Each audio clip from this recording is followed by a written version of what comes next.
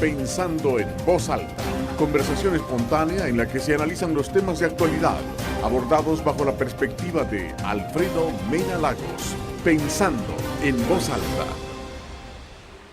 Buenos días, bienvenidos a Pensando en Voz Alta. Hoy tengo el gusto de tener con nosotros a Paul Steiner. Él es de Democracia Limpia, el movimiento Democracia Limpia, al coronel José Antonio Castillo de Poder Ciudadano y a José Armando Rodríguez de Socio.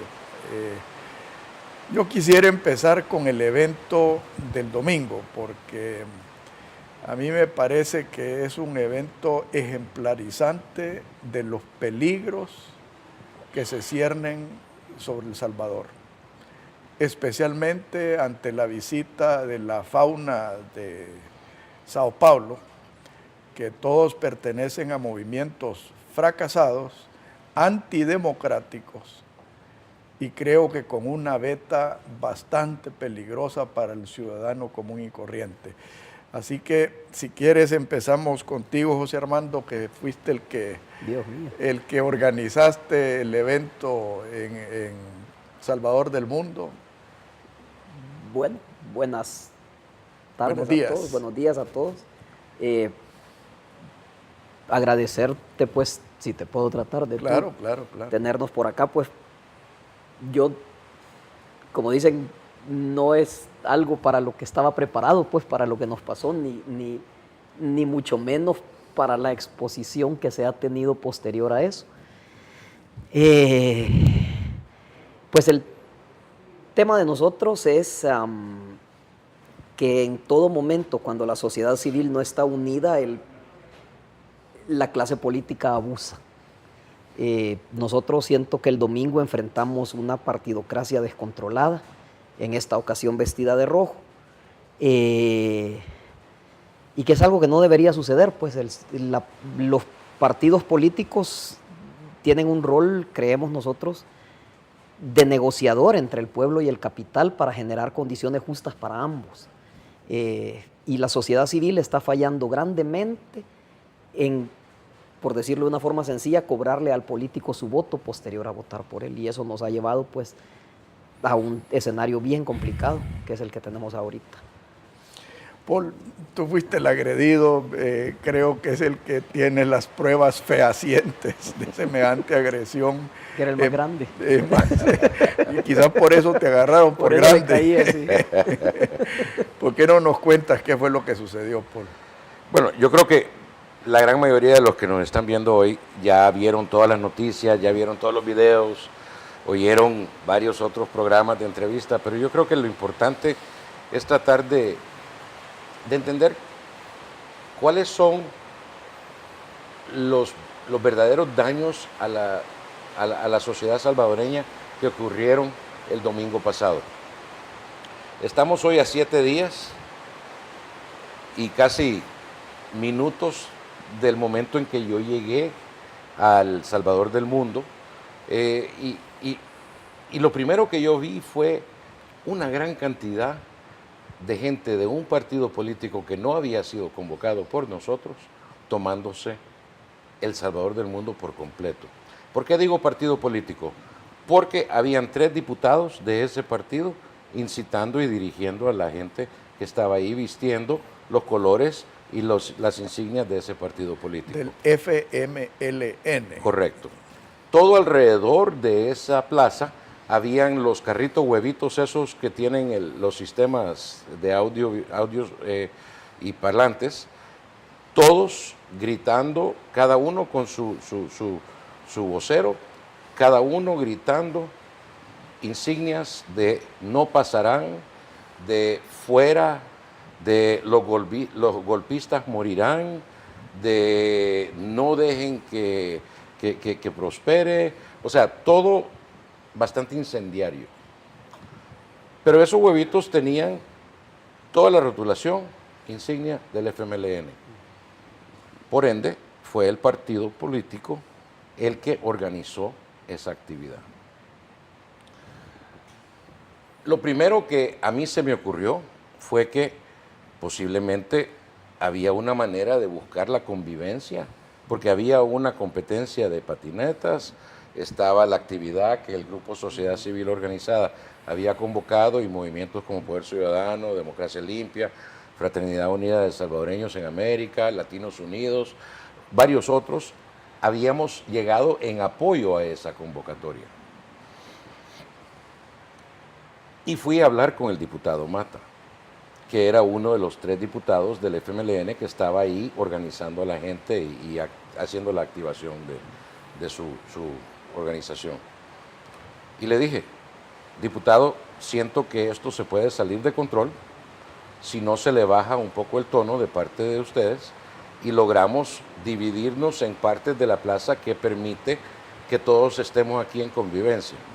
El diputado me dijo, no, nosotros tenemos todo el derecho de estar aquí y la plaza es del pueblo. Y también dijo que tenían permiso. En ese momento no me dijo nada de permiso. Sí, pero creo que hay que aclarar lo que ellos estaban allí.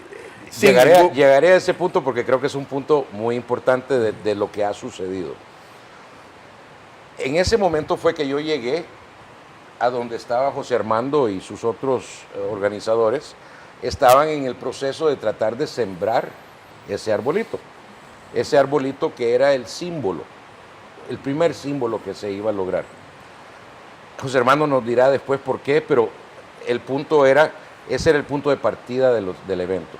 Y el diputado Mata ya lo había tratado de parar y no sé por qué, porque él no tiene nada que ver con qué se hace o no se hace en una plaza pública. Eso es de la alcaldía y el señor del CAMP, creo que tú ya le habías enseñado el permiso y todo estaba totalmente bien. Además, el señor del CAMP me vino a decir, no se preocupe, nosotros lo cuidamos. Pero él estaba solo y habían como 500 de un batallón del FMLN que a mí me pegó un poquito de susto. Sí. Ok, los insultos, las amenazas, las agresiones, al camarógrafo de Canal 33 hasta le quitaron el celular. A varios de los fotógrafos, creo que algunos del Movimiento Poder Ciudadano, otro de Grupo Sociedad Civil Organizada, le trataron de quitar la cámara que estaban tomando, les golpearon, los movieron, los empujaron. Eso es impedir la libre circulación de una ciudadanía. Aunque hubiera sido una persona que hubiera llegado, tiene el derecho a la libre circulación y a la libre expresión. Y llegar con permiso. Totalmente. Esas 2 infracciones principales a los derechos constitucionales y derechos humanos internacionales de los ciudadanos que llegamos a expresarnos son una transgresión extremadamente seria a la Carta Democrática que nosotros tenemos aquí en El Salvador. Son violaciones totales a la Carta Magna y encima de eso son cosas que el mismo presidente Salvador Sánchez Serén en su discurso de inauguración dijo que eran un punto de honor, sí. Lo cual significa que del dicho al hecho hay mucho trecho. O significa que si conoce la interpretación de la palabra honor, pero eso se lo voy a dejar a la Yo lo tomo población. A sus palabras y las palabras que dio no son las acciones que su partido tomó. Lo que finalmente tal vez termina de contar este cuento es que cuando ya nos retiramos del punto donde nos habían arrinconado a todos, que era contra los huevitos, logramos extricarnos de ahí y decidimos arrancar la caminata un poco temprano, sabiendo que no había llegado toda la gente que nosotros queríamos, pero sabiendo que era la cosa más segura que hacer. Comenzamos a caminar, yo estaba en probablemente el último grupo que iba para allá, estaba rodeado de 2 o 3 mujeres y un par de niños y jóvenes de unos 15, 16 años, cuando de repente comienzan a lloverme palazos de bandera, de aspa de bandera, en la espalda y en la cabeza. Mi reacción ya después de un par fue agarrar la bandera cuando sentí la que me pegó en la cabeza, agarrarla y me di vuelta. En ese momento vi que era un señor vestido del FMLN pegándome y en ese momento él trató de meterme un palazo en el ojo izquierdo. Gracias a Dios yo tenía puestos mis anteojos oscuros y ahí pegó. Caché esa y la boté hacia el suelo. Debo admitir que mi primera reacción después de eso fue que se me subió la adrenalina y yo ya quería comenzar a pensar en qué pedazo le arrancaba primero. Pero gracias a Dios me logré contener. Me di vuelta, me di cuenta que había un policía allá, a 10 metros, que había estado viendo todo. Le dije, ¿nos va a ayudar? Y me dijo, mejor sálgase de la plaza.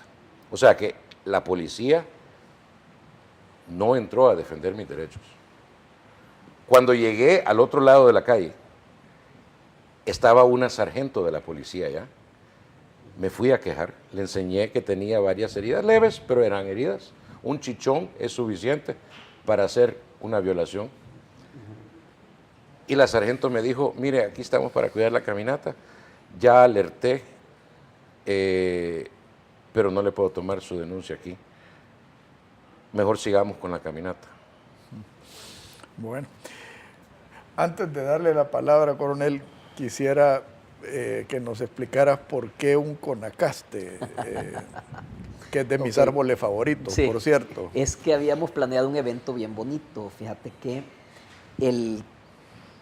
yo creo que el 95% de salvadoreños en algún momento de nuestra vida hemos estado abajo de un conacaste, solos o con amigos. Un montón de las canchas de fútbol que hay en el país tienen un conacaste, que es donde la gente después del partido se va, se sienta, se echa la gaseosa, chambrea. Y hay una leyenda, pues eso es bien difícil comprobarlo, que narra que el nombre indígena de este árbol, que era guanacaste, es el que le da origen al término guanaco, porque nosotros nos reuníamos abajo de ese árbol como a discutir los asuntos de sociedad y a ponerse de acuerdo y a hermanarse otra vez. Entonces, nosotros partíamos del 19 de junio y la idea de nuestro evento, yo sé que suena bastante quizás lejano, era casi que arrancar una nueva independencia en la cual la sociedad entiende que tiene que haber un control sobre la clase política y la sociedad. Aquí hemos visto eventos masivos durante décadas que los organizaba un político. Nunca hemos visto a la sociedad unirse por sí misma, sin un político encima, sin un líder que les diga yo les voy a dar para que después se los dome, que es lo que pasa con todas las pasadas decepciones y con la próxima futura decepción, que ya lo vemos muy encaminadito. Entonces, la idea de nosotros era decir, ok, aquí la sociedad se une y se hermana. Habíamos pedido permiso para estar en la plaza de 9 a 10 de la mañana, eso está escrito en el permiso, y a las 10, 10 y media, que conocemos todos la hora salvadoreña, es la hora a la que íbamos a salir en la caminata. Nos sacaron de la plaza antes de las 9. Sí. Entonces, ese era nuestro tema filosófico del evento. Coronel, usted viniendo de la Fuerza Armada, ¿sabe de qué se trata esto? Porque la Fuerza Armada luchó por las libertades de los salvadoreños, hizo grandes sacrificios. Me gustaría conocer su opinión de lo que se está cirniendo sobre el ciudadano salvadoreño. Gracias. Alfredo, lo que pasó el domingo no puede ser considerado ni visto como algo normal. De hecho, la reacción ciudadana que ha tenido este acontecimiento ha sido grande precisamente porque ahora existe mayor cultura de conocimiento de derechos humanos que en otros periodos no existió. A mí sí me trajo a la remembranza el hecho que en los gobiernos militares, llamado dictadura militar, que para mí yo le llamo gobiernos ciudadanos, porque era un militar acompañado por una cantidad mayoritariamente de civiles. Y generalmente de civiles de alta calidad. Brillantes. O sea, estás hablando contrario a lo que tenemos del ahora. doctor Reinaldo Galindo Pol. O sea, gente brillante. Habían plasmado en la Constitución de 1950, en el artículo 158, que decía que quedaba prohibida toda propaganda de doctrinas anárquicas o contrarias a la democracia. Es muy probablemente que el estamento militar que estuvo en ese momento en esos periodos, hizo muy firme esa cláusula de la Carta Magna y se dieron algunas acciones que concurrieron en que se violaran espacios políticos que tenían que haberse dado. Nadie le debe tener miedo a tomarse las plazas, o sea, a asistir a una concentración, a una concurrencia. Y por eso es que los militares, que aunque construyeron las presas hidroeléctricas, hicieron los puertos, los aeropuertos, el Banco Central de Reserva, la Corte de Cuentas de la República, el Banco de Fomento Agropecuario, el sistema Fedecrédito, los sistemas de ahorro y previsión social, la construcción de todo la parte en la que se construyó el Estado, pero que se falló en esa parte de limitar o conculcar esas expresiones políticas que en ese momento estaban aspirando a tener su disidencia y que fueron vistas así como ahora se ve con desprecio. Yo creo de que no es correcto lo que se hizo. Es una violación clara a los derechos humanos. Ahí hubo una violación al derecho de expresión. ¿Quién le ha dicho a los partidos políticos que las plazas son de ellos? Aquí nadie puede venir a tomarse una plaza y peor, mintiendo públicamente y diciendo que se tiene un permiso que no se tiene, o sea, y agrediendo. Esas etapas ya superadas, creo que la ciudadanía salvadoreña debe tomarlas muy en cuenta porque no deben repetirse. Precisamente por eso es que nosotros dimos un salto cualitativo el 16 de enero de 1992, cuando se firmaron los acuerdos de paz y dijimos, este es el nuevo marco que va a regular las relaciones políticas en adelante. No podemos seguir enclaustrados en las ideas que tuvieron boga en los años 60, 70, 80 y quererlas convertir, como se llama, en un dogma ahora en este momento. Y por eso es que me dan lástima los colombianos, porque esta semana se firmó un acuerdo de paz que, en mi opinión, va a terminar siendo un acuerdo de guerra, tal como son los que tenemos ahorita en El Salvador, porque yo sí creo que aquí se está sembrando la semilla de otra guerra. Y en el próximo segmento, Paul, quisiera que habláramos del secuestro de la democracia, porque creo yo que todos aquí somos creyentes en la democracia, pero adversamos la partidocracia, que es el proceso de secuestrar la democracia. Por favor, no nos cambie, ya volvemos.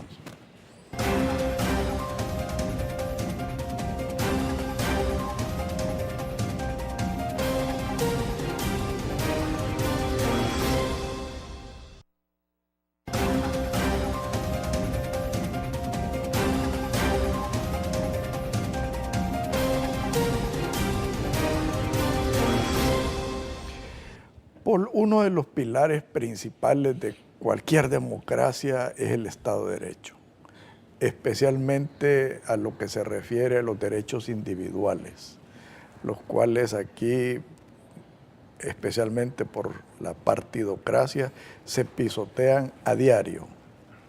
Y después podemos hablar de ejemplos, pero ¿cómo ves tú ese proceso de secuestro de la democracia como una semilla de un futuro conflicto? No es futuro el conflicto, ya está, o ya lo estamos viendo. No hay partido político que yo conozca aquí en El Salvador que no está siendo controlado por una cúpula por quien nadie ha votado, por un juego de personas financistas por quien nadie ha votado, quienes toman esas decisiones por el partido y nombran a las personas que quieren tener en la dirección del partido y en la representación de ese partido en la Asamblea Legislativa.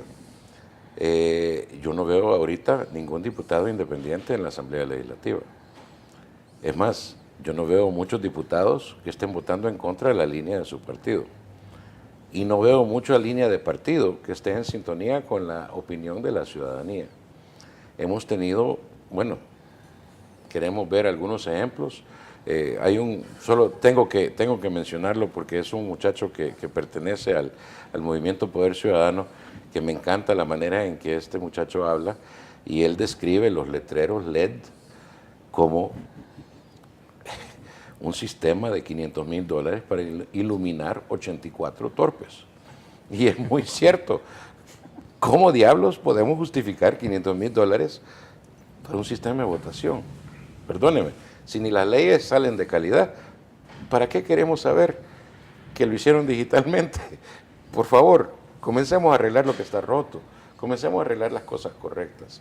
Tenemos el almuerzo de hoy de cada diputado, no había plenaria, pero las comisiones que estuvieron hoy, el almuerzo de cada uno costó $30. Yo sé que gente que yo conozco almuerza con $1. Y hay otros que yo conozco que no almorzaron hoy porque no tenían el dólar. Eso para mí no es correcto.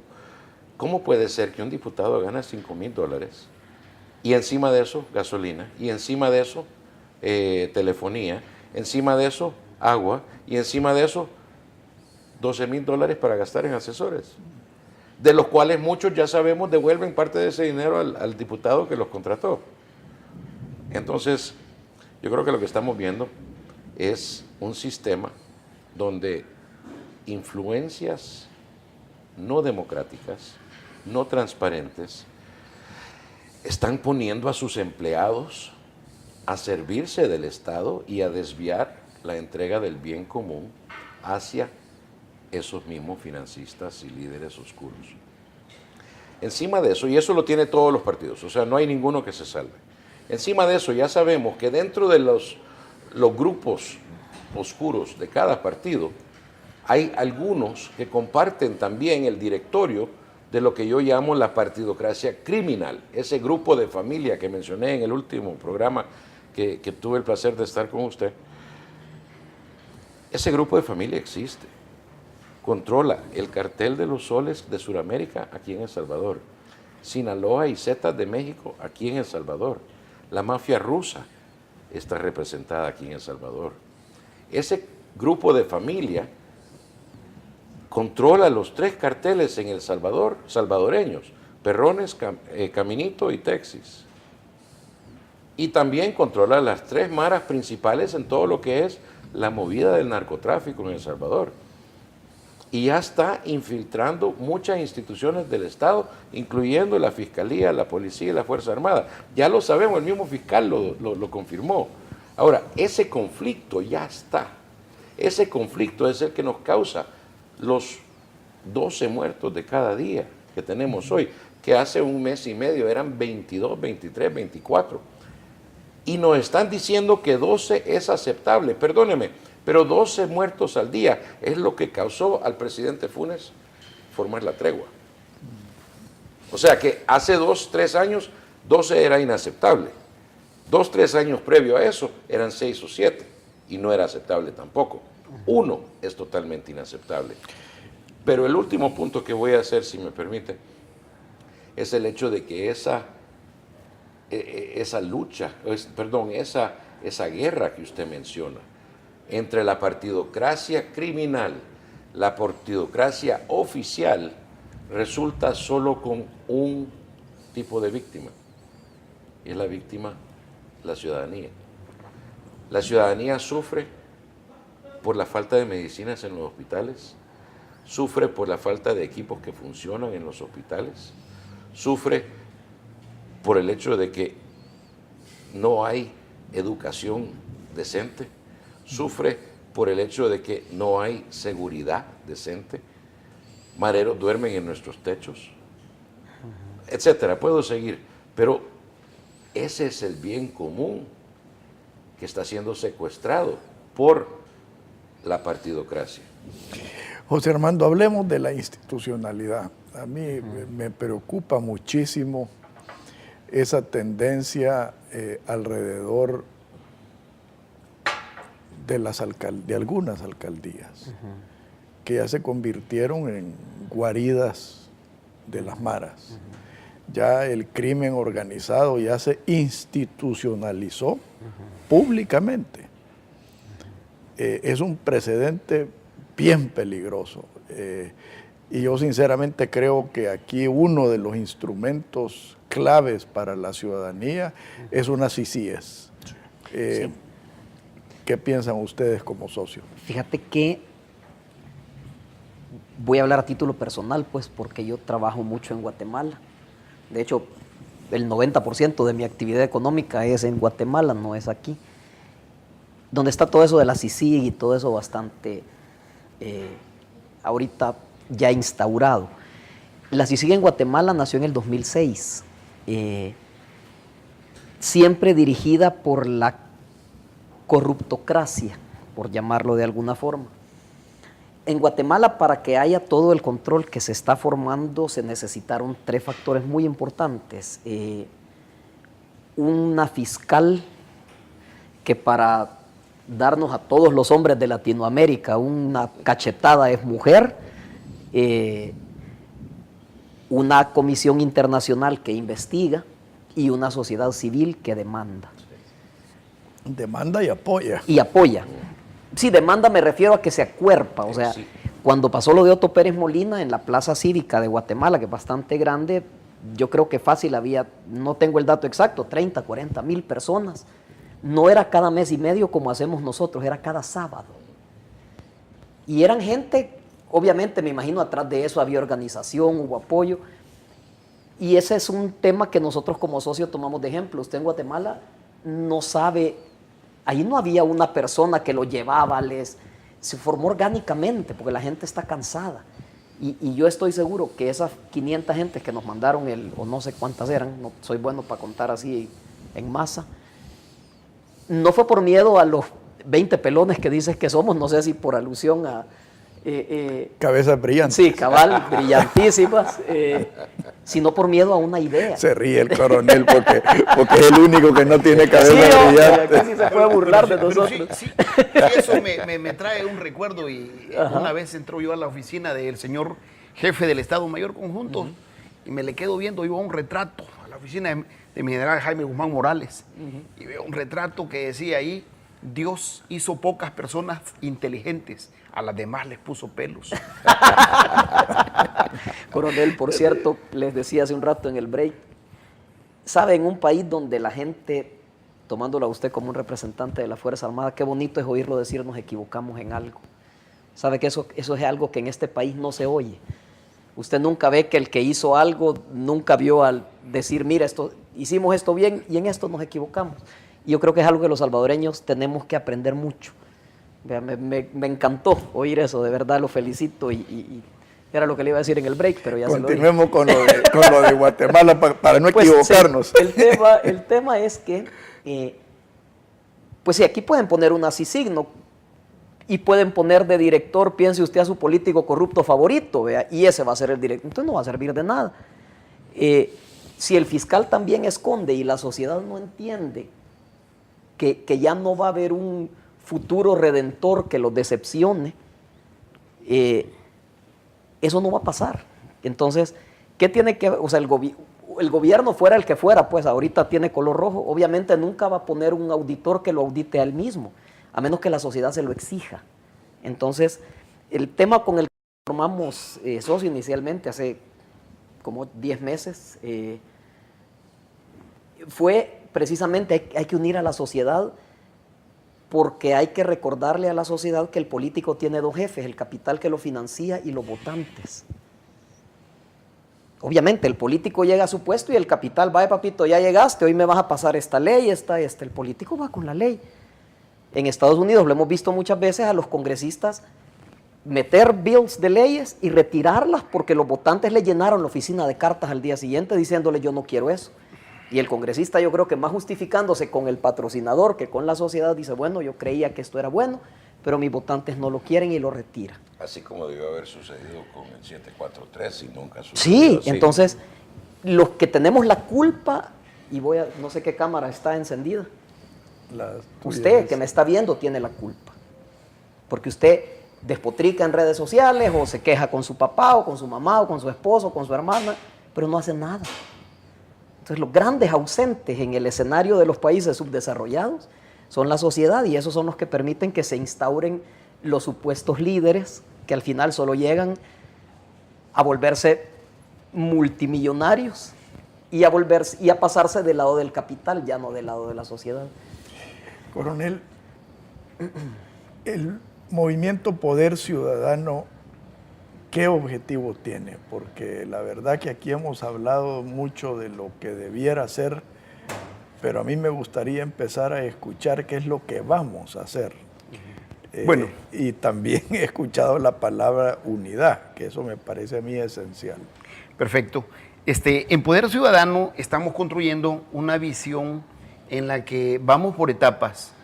La ciudadanía en general necesita ser empoderada porque nunca lo ha sido.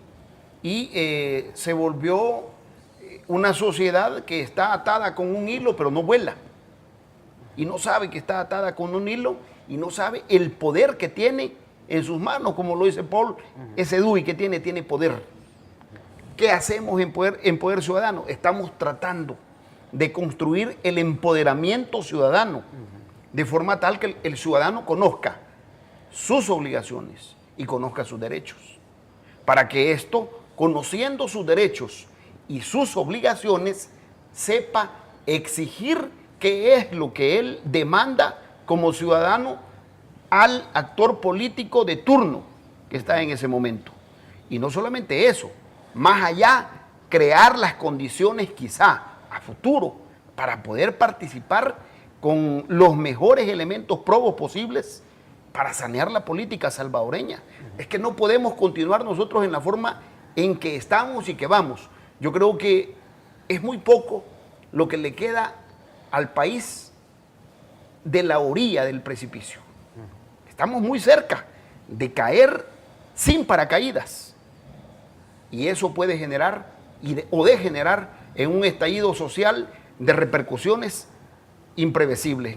Yo sí creo, condeno nuevamente la acción que pasó el domingo, totalmente irresponsable.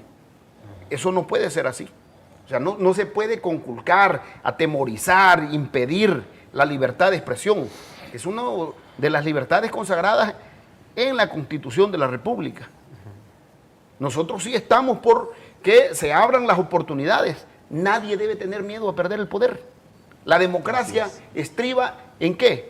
En hacer la transición pacífica y ordenada del poder, de acuerdo a que si a la ciudadanía se le cumplió o no se le cumplió. Y la ciudadanía observa si las medidas que se toman son medidas de estrategas, políticos estrategas que buscan el desarrollo de la nación, o son medidas populistas que buscan asegurar simplemente una nueva campaña electoral y una nueva presidencia. En el próximo segmento me gustaría que habláramos de ese precipicio, porque como dije anteriormente, esta semana nos ha visitado la fauna de Sao Paulo, que yo creo que representa todo lo que los salvadoreños bien nacidos no queremos. Y me refiero a lo que está sucediendo en Venezuela. Venezuela debe ser nuestro espejo.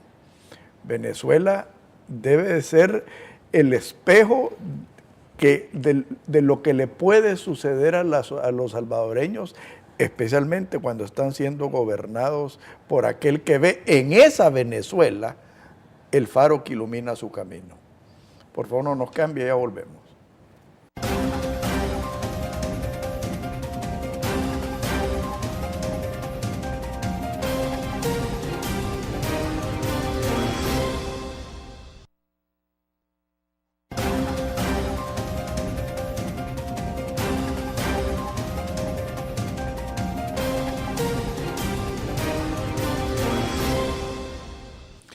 Paul, cuando yo me refiero a la gente esta que nos visitó del Foro de Sao Paulo,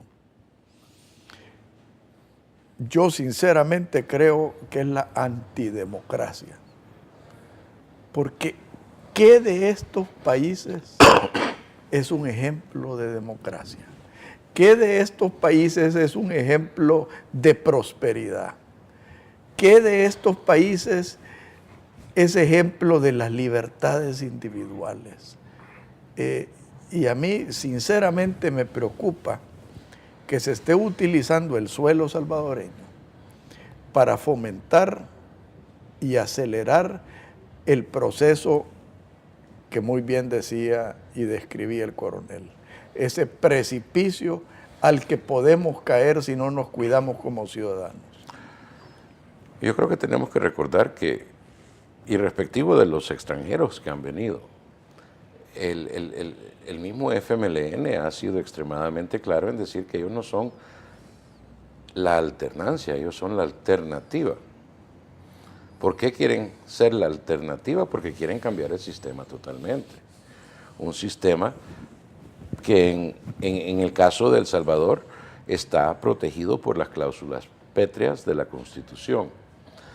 Habría que hacer ese cambio con dos asambleas legislativas seguidas, y yo no creo que en ningún momento eso va a ser factible. Además de que yo creo que la gran mayoría de la población lo que quiere es que lo que tengamos funciona. No quiere tirarlo por la ventana y de ahí buscar otra cosa que tal vez o tal vez no funcione. Yo no soy de los que andan diciendo muerte al comunismo o vive el capitalismo. El capitalismo que tenemos tampoco funciona. Es que ese no es capitalismo. Pero el problema es que es lo que hemos dicho que es capitalismo, es lo que nos han dicho que es lo que nos han vendido como capitalismo. Y lo que tenemos, y regreso al punto fundamental, no se le pueden poner pisos y muros y ventanas a un edificio cuya fundación está socavada. Si nosotros como nación no podemos contar con integridad, libertad, equidad y solidaridad como los 4 valores fundamentales de nuestra sociedad, olvidémonos de nuestro país, de nuestro Estado, pero de nuestra propia sociedad. Entonces, ¿cómo podemos esperar que ninguna ideología política, ningún sistema económico va a funcionar? Yo recuerdo cuando trabajé con el gobierno de Malasia y me contrataron para ayudarles a desarrollar una visión de país de 30 años. Que por cierto, la lograron 5 años antes, el año pasado. Me tocó negociar. Era la visión 2020. Duapulo 2020, correcto. Lograron. Yo estuve en Malasia viendo eso. Yo viví ahí 3 años y me tocó negociar con 6 partidos políticos, 3 razas. Sí, 3 razas, 4 religiones. Y lo que acordamos con todos era que, aunque hubiese alternancia, ninguno iba a tocar los ejes fundamentales de la estrategia. Y Malasia se había propuesto llegar en 2020 a ser un país totalmente desarrollado, y la asistente del doctor Mahathir Mohamad, que era en ese tiempo, que todavía me manda correos de vez en cuando cada Navidad, el año pasado me mandó un correo diciendo: Paul, ya llegamos, todos los indicadores ya llegamos. Qué rico. ¡Qué orgullo! El nivel de educación se disparó, el nivel de salud se disparó, y ahí con problemas sociales de 3 razas distintas. Y religiosos los y chinos, culturales. Los hindúes y los malasios, con la ley Sharia aplicándole a los musulmanes, conviviendo con católicos, conviviendo con protestantes, conviviendo con budistas, con hindú. Yo me pregunto, ¿por qué si allá sí se puede? Porque aquí no podemos. ¿Cómo puede ser que allá su patria es más importante que su partido? Y aquí es el estilo de sálvese quien pueda. Yo tengo una explicación para eso y me gustaría conocer tu opinión, José Armando. Es que estamos viviendo un mundo al revés, o sea, un mundo a donde el pícaro es el vivo, y ahora lo estamos viendo con la última estupidez de este gobierno, y lo digo con verdadera convicción, estupidez del gobierno. Yo estoy convencido de que si nosotros le hubiéramos pedido a Santa Claus que nos construyera un gobierno que viniera a destruir a este país, difícilmente nos hubiera dado un gobierno mejor que este. Y te voy a decir por qué. Esta última locura de este gobierno de los tales ninis, de premiar la holgazanería y la falta de voluntad, Y yo estoy de acuerdo con ser solidario. Yo tengo años de estar luchando por generar una sociedad de oportunidades. Pero para mí todos estos ninis deberían de ir al cuartel. Y si se quieren formar, que el sargento de ahí les enseñe fontanería, que les enseñe electricidad, que hagan obra social. Si es que quieren ganar ese subsidio, ganar ese subsidio. Así es. Entonces mi pregunta a ti va en este sentido. Yo sinceramente creo que una de las misiones de Socio es revertir el mundo al revés, llamar las cosas por lo que son. Así es. Y creer por lo que debemos creer. Así es. Fíjate que nosotros, de hecho, mucha gente nos pregunta quién es socio. O sea, socios somos como 16,000 personas que estamos en un grupo. Y de ahí hemos salido un grupo de alrededor de 60 personas, que hemos creado pues una serie de diferentes índoles. Pensar en un perfil de persona, hay uno así. Y hemos llegado, fíjate, a la conclusión a través de reuniones periódicas que lo que la gente tiene que recibir es formación para prosperar. Es lo que la gente en muchos lugares no recibe, o sea, y es algo que se le tiene que enseñar a la gente. Nuestro proyecto en sí incluye la creación de cooperativas. Estamos creando una nosotros que se va a llamar Acosocio, porque el cooperativismo también tiene su historia. Inició, hay un pueblo en España que se llama Mondragón, hay una cooperativa Mondragón, que hoy es una corporación multinacional gigantesca. Que por cierto es donde está el hospital psiquiátrico más famoso de España, en Mondragón. Pero bueno, esa parte no me la podía. Es broma, Sí, entonces, la idea de nosotros es que, ok, hay cualquier cantidad de gente en El Salvador que por $10 pues, y un almuerzo se suben en un bus a un activismo donde sea. Pero para nosotros, esos que nos agredieron hoy, el domingo, son víctimas. O sea, porque, ok, entonces como vos estás bien fregado, te voy a dar $50 más al mes. Y conmigo vas a estar mejor, yo te los regalo. O sea, pero como mi día a día es ver cómo sobrevivo y qué le doy de comer a mis hijos, una persona que esté en esa situación no tiene tiempo de entender cuánto le cuesta ser parte de ese sistema. Porque es un sistema que al darles ese dinero también les niega toda educación de prosperidad. Entonces nosotros hemos dicho en algunas ocasiones en el grupo, o sea, o sea, odiar al rico no te va a hacer dar una cena hoy. Mejor aprender a prosperar. Yo conozco, peor aún, destruirlo. Sí, o sea, yo conozco gente que han nacido, hay un miembro del grupo de nosotros, o varios, gente que viene de hogares que eran casitas campesinas en Oriente, que se han esforzado y han estudiado y han prosperado, y realmente son ejemplos bien grandes. Desgraciadamente hay quienes lo pueden hacer por sí mismos, que son los menos, y hay otra gran cantidad a la que hay que enseñárselo. Entonces, para nosotros el tema de la solidaridad no viene definitivamente en acercarse a la gente y enseñarle a prosperar. O sea, y a veces lo hemos dicho de una manera bastante simplista, hay que dejar de odiar al rico por ser rico y tampoco hay que tenerle miedo al pobre por ser pobre, porque no todos los pobres son pobres por haraganes, ni todos los ricos son ricos por ser sinvergüenzas. Entonces, la filosofía de nosotros viene del hecho de que el nacionalismo ya no lo veamos como una bandera y un escudo, sino que como un valor de solidaridad. O sea, no se puede estar bien en una sociedad donde hay tanta gente que está mal. Entonces hay que hacer algo. Ahora, coronel, a mí me interesa muchísimo su movimiento, empezando por el nombre, ¿verdad? Porque es Poder Ciudadano. Y yo soy fiel creyente en aquel dicho que dice, querer es poder. De parte de la pregunta que yo le decía a José Armando es esa reconversión psicológica que necesita el ciudadano para querer poder. Y ahí es donde es importante discursos que vengan a enderezar este mundo al revés. Fíjate que empoderar al ciudadano, ¿qué es? ¿Qué se le dijo a la ciudadanía? Que se le iba a descontar un impuesto más a la telefonía. ¿Para qué?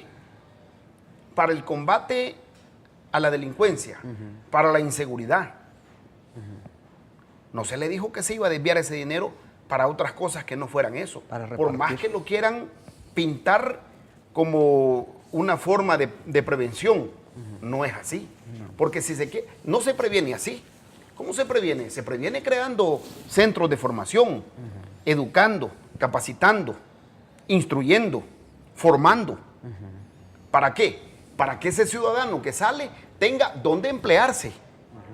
Pueda ser empleado por una transnacional porque conoce un idioma inglés o aprendió mandarín, pero no porque simple y sencillamente como una medida así vista populista.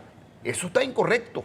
Por eso es que en Poder Ciudadano nosotros estamos bien claros y convencidos de que la ciudadanía debe ser empoderada de sus derechos y de sus obligaciones. ¿Y una obligación cuál es? Que se le diga en qué se va a invertir el impuesto que se le está poniendo ahora. Después va a venir otro impuesto. Como lo decía yo la vez anterior, si el problema de la inseguridad se puede resolver, se requiere y se demanda creatividad. Nosotros vemos, entran paneles solares. ¿Y cómo entraron? Medidas excepcionales. Y nuevamente hay 200 teléfonos dentro de los centros penales. Pero no ves ni una tan sola vez que salga destituido el director del centro penal. ¿En dónde se decomisó esa cantidad? Ni el director general de centros penales. O sea, esa es la parte en la cual nosotros debemos de ser más propositivos como sociedad. Debemos de ir más allá de lo que estamos viendo, sino que estamos observando que está pasando algo que no es lo que se preconcibió y posteriormente hay problemas serios que demanda la nación, como son la atención de fondos de pensiones para empleados públicos, los problemas que tiene el país de la iliquidez, los problemas que tiene el país ya en la inseguridad misma. O sea, hay dónde empeñar. Las escuelas necesitan reparaciones. Se desmonta un sistema de educación, se crea uno y se desmonta este. Luego el que se desmonta no sirve.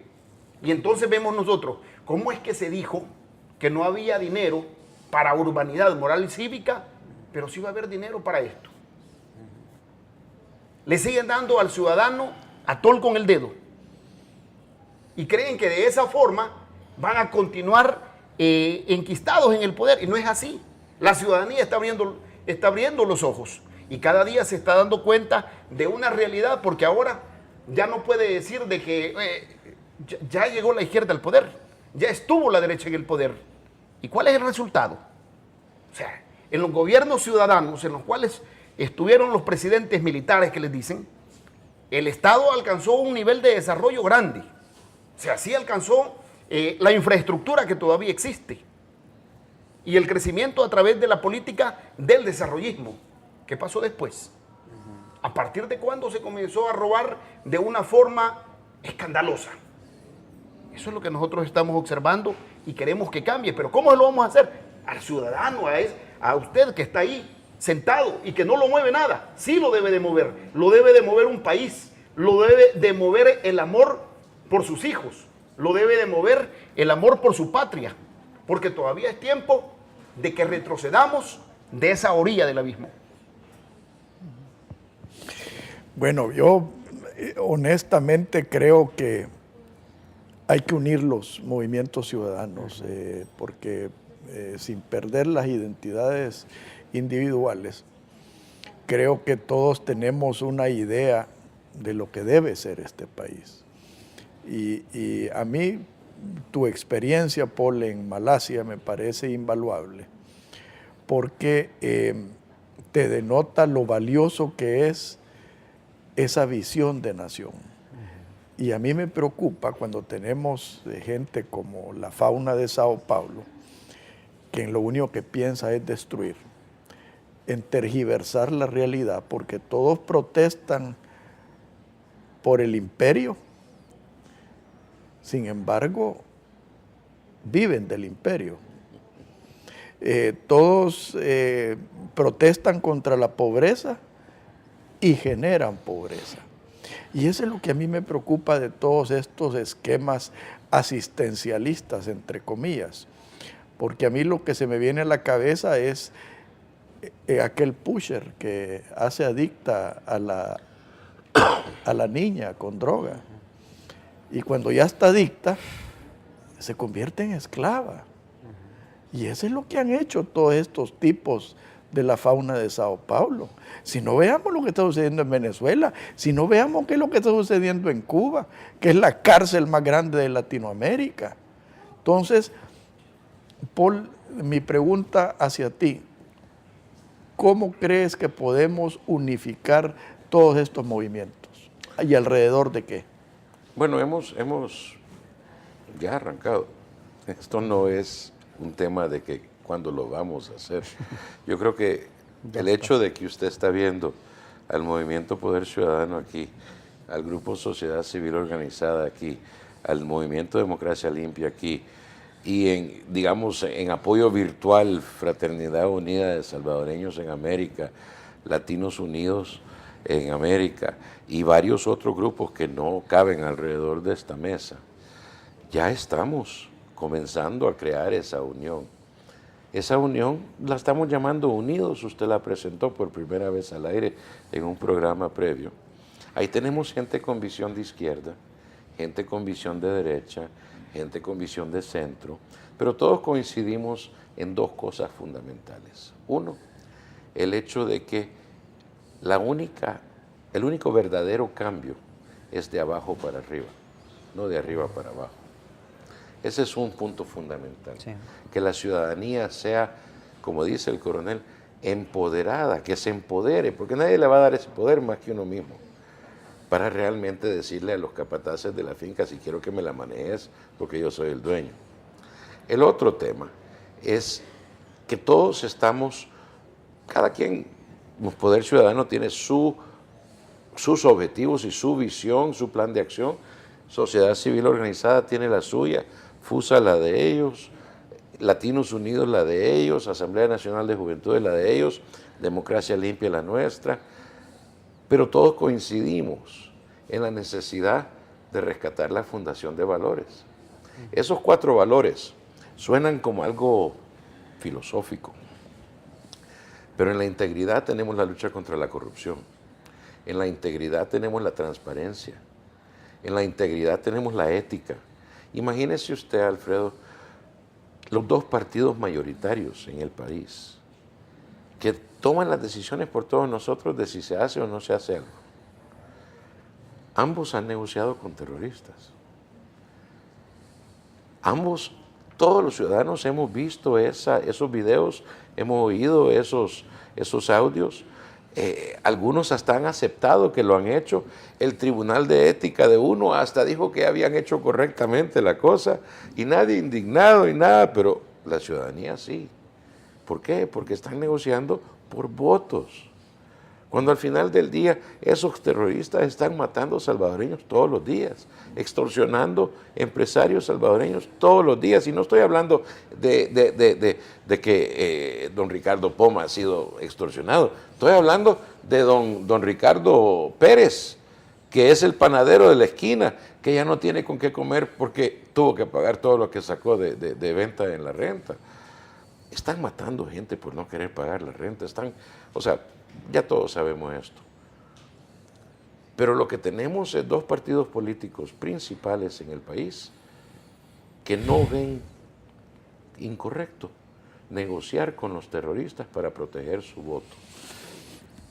Por eso necesitamos la integridad. La libertad. Lo que pasó el domingo pasado es un ejemplo de cómo la partidocracia infringe nuestra libertad. La equidad. Estamos hablando de ayudarle más al que más necesita. ¿Cómo va a ser que hay 800,000 jóvenes menores de 34 años que no trabajan ni estudian, pero el presidente le quiere ayudar a 15,000? ¿Por qué 15? Y ayudar es ¿Y la cuál palabra. es 15? No, y ayudar es Él, la él- palabra. él dijo que lo quiere ayudar. Yo lo voy a tomar a su palabra. Pero el punto es, los va a ayudar a volverse adictos, como usted dice, de depender de su ayuda. Entonces de repente ya son dependientes. Pero ¿sabes qué es lo más trágico? Que esos recursos se le están quitando a la gente que verdaderamente lo necesita. Totalmente. A los enfermos sin medicinas. Totalmente. A los estudiantes sin escuelas. A mí Y a me- los desempleados que quieren trabajar sin un empleo.